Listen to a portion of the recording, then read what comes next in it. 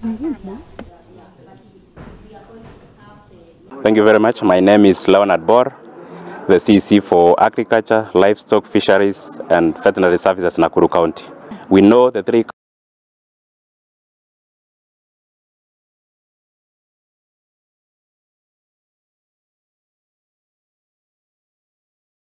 that is the governors, Her Excellency the governors for the three counties, is enough testament that we really need to strengthen the systems, starting with the policies that we have, seeing into the market systems, and also making sure that now we have our farmers access those good planting materials so that we can have enough flour for the market. Every county now is doing their part to make sure that they increase the acreage under the flour. So we expect a lot, and we look forward to even partnering with more investors to be able to see diversified markets for our flour.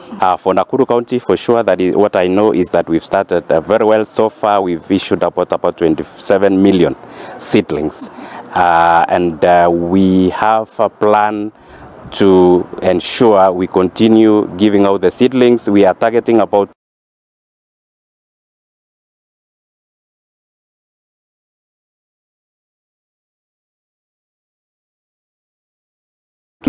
in the short trains that we have now, we are currently having, we have plans.